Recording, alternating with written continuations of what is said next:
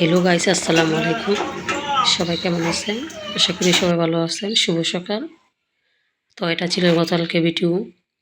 তো গতকালকে সকালবেলা আমার মেয়ে এই রুটিগুলো বানাইছিল। তো আমি রুটিগুলো সেঁকতেছি। রুটি সেঁকে এদিক দিয়ে আমি রান্না বসিয়ে দিলাম। ওরা রুটি আর ডিম ভাজি খাচ্ছে।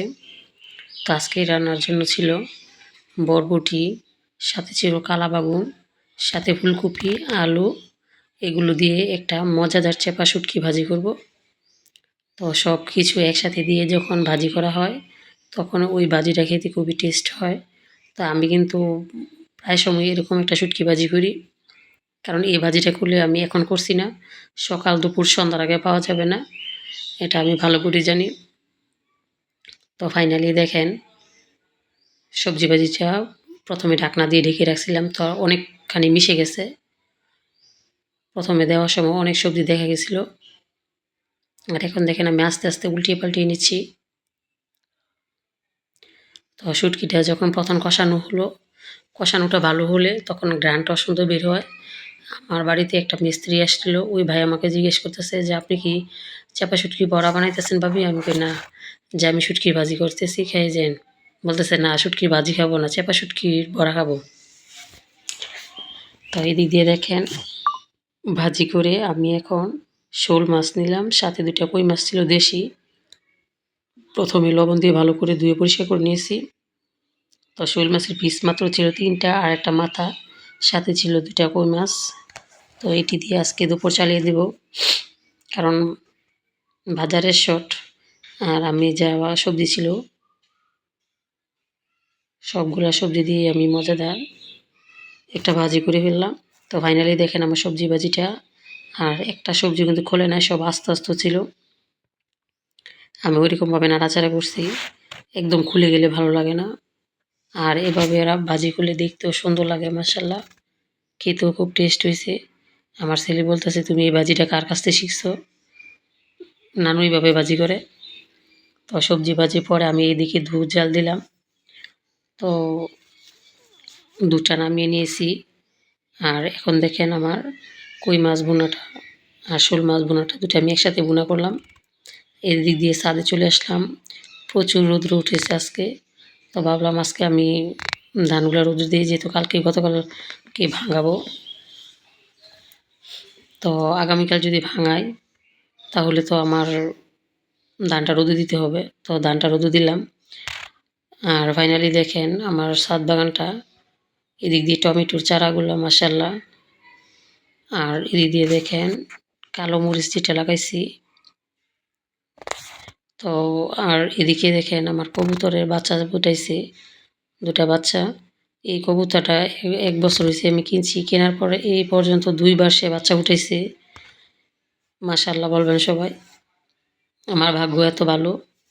আর এদিক দিয়ে দেখেন আমি দুপুরে খাওয়া দাওয়া করতেছি সবজি ভাজি, আর সাথে ছিল কই মাছ। তো এটি দিয়ে রাতে খাবার মেয়েকে আগে ভাত মাখিয়ে দিয়েছি, ও খাচ্ছে ওর মতন। আর আমি এদিক দিয়ে খাওয়া দাওয়ায় বসে গেলাম। তো খাওয়া দাওয়া শেষ করে সন্ধ্যাবেলা চলে গেলাম আমাদের বাড়ির কাছে বিজয় মেলা হচ্ছে, ওই মেলাতে। তো আমার কাছে টাকা নাই, আমি ছোটো বোনকে বলতেছি যে আমি তো যেতে পারবো না। তো আমার ছেলেমেয়েরা কান্নাকাটি করতেছে যাবে। তো ভাবলাম, তো 200 টাকা ছিল, তো 200 টাকা নিয়ে চলে গেলাম মেলায়। শুধু ছোটো মেয়ের জন্য এই যে একটা বেলুন কিনলাম, এটার দাম ছিল 50 টাকা। তারপর ওই খেলনাটি কিনলাম 100 টাকা দিয়ে। তো এগুলোই, আর এই ক্লিপ, এগুলো আমার বড় মেয়েকে কিনে দিয়েছে আমার ছোটো বোন। তারপরে ওই বার্গার, এগুলো আমার বোনই আনছে, আমি আনি নাই। তো মাশাআল্লাহ অল্প টাকাই নিয়ামত, আর সবসময় হাতে টাকা থাকে না। আর এদিক দিয়ে দেখেন আজকে সকালবেলা আমি কী করতেছি, কপি ভাজি করতেছি, ফুলকপি।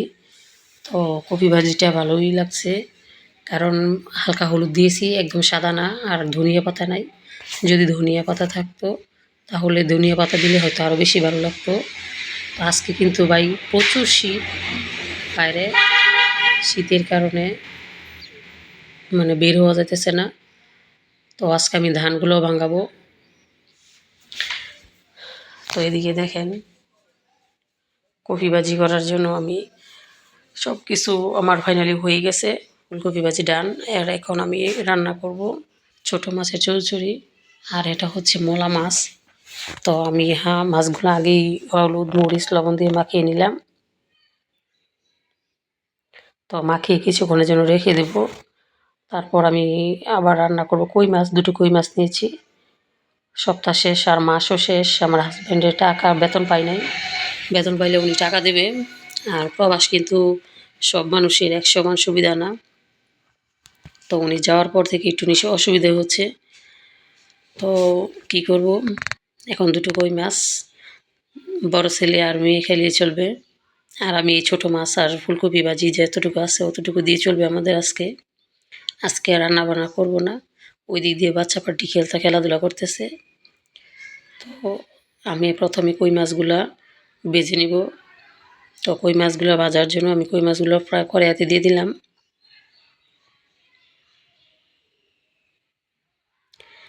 তো এখন ভালো করে উল্টিয়ে পাল্টে নিচ্ছি। আর কই মাছের পিঠটাও কিন্তু ভালো করে ভাজতে হয়। পিঠ আর পেটের যে সাইডটা ওই সাইডটা ভাজলে কিন্তু মানে কাঁচা কাঁচা থাকে না, আর খেতেও খুব টেস্ট হয় মাশাল্লাহ। তো আমি এভাবে উল্টিয়ে পাল্টিয়ে কই মাছগুলো ভেজে নিচ্ছি। আর আমার ঘরের পিছন দিয়ে কিন্তু প্রচুর গাড়ি যাচ্ছে, যার কারণে ভিডিও এডিট করতে গেলেও সমস্যা।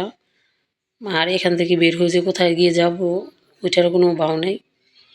তো এদিক দিয়ে দেখেন আমার মাছ ভাজি করা শেষ। ফাইনালি দেখেন মাশাল্লাহ কালারটা খুব সুন্দর হয়েছে, ভাজাটাও সুন্দর হয়েছে। আর এদিক দিয়ে কড়াইতে আমি পেঁয়াজ দিয়ে দিলাম। এখন পেঁয়াজটা ভালো করে হলুদ হবে না, মানে ব্রাউন করে ভেজে নেব।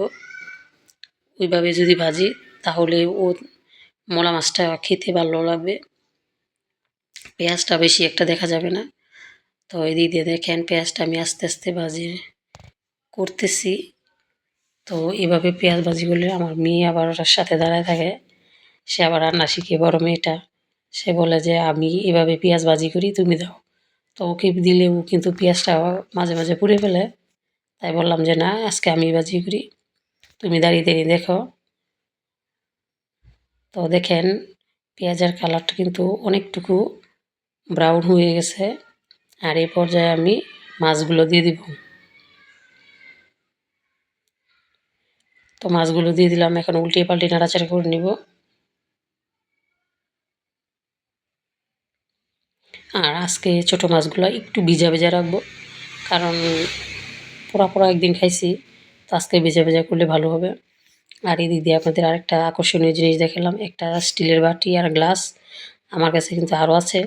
এগুলো আমার বাবা আমাকে দিয়েছিল আমার বিয়ের পর। এইগুলো আমার বাবার হাতে রান্না। আমার বাবা কিন্তু আমাদের জন্মের আগে পাকিস্তান থাকতো, তখন আমার বাবা বিয়ে করে নাই। তো ওই দেশ থেকে কিন্তু এগুলার সেট আনছে। এই ছোটো বাটিগুলো ছিল 6টা, মানে ডিনার সেট যেটা বলে স্টিলের, পুরো সেট আনছে। তো তার থেকে আমি এইগুলো পাইছি, আমাকে দিছে। তো ফাইনালি বাবার হাতের জিনিস আমি মানে খুব যত্ন করে রাখি। আর এদিক দিয়ে দেখেন বাটিতে মলা মাছটা ঢেলে নিলাম। তো এই যে আরেকটা বাটি দেখেন কই মাছের নিচে, এই বাটিটাও কিন্তু সুন্দর। সব বাটিগুলো 6টা করে। এগুলোর মাঝে প্লেটও আছে, পানির জগও আছে, সব কিছু আছে। তো আমি সব আনি নাই, 6টা সব কিছু মিলে আমি 6টা আনছি, কারণ আমরা বোন হচ্ছে 4টা, আমাদের ভাই নেই, সবাইকে মিলিয়ে দিতে হবে। তো এদিকে দেখেন গতকালকে শুটকি ভাজি অল্প একটু ছিল। আর রান্নাবান্না শেষ করে দুপুরবেলা এখন আমি চলে আসলাম রান্নাঘরটা পরিষ্কার করব। দেখেন প্রচুর ময়লা জমছে, কারণ আমার ছেলে শুধু, আমি কিন্তু গ্যাসে কম রান্না করি, বেশিরভাগই মাটির চুলায় রান্না করি। আর আমার ছেলেটা কিন্তু খালি ফুচকাবাজি করে, তারপর ওই বেলপুরি বানায় নিজ হাতে, তারপরে আলুর পরোটা বানায়, এই একটা না একটা বানাতে থাকে। আর গ্যাসের চুলা মানে গ্যাসের তেল দিয়ে যখন ভাজা পোড়া হয় তখন তেল কাজটা ভরে যায়। তো ফাইনালি দেখেন আমার পরিষ্কার করা শেষ। ধন্যবাদ সবাইকে। আমার ভিডিওটি ভালো লাগলে একটা লাইক কমেন্ট ও শেয়ার করবেন।